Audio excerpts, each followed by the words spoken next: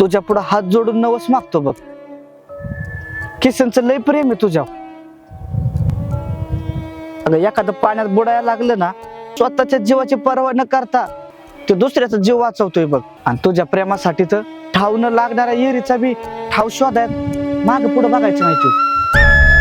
त्याच्यामुळे सुद्धा किसनचं प्रेम नको ढावलं. अरे पण राहुल, एकदा की गळ्याला मासा लागला की तो भुकेसाठी तव्यावरच रगडला जातो.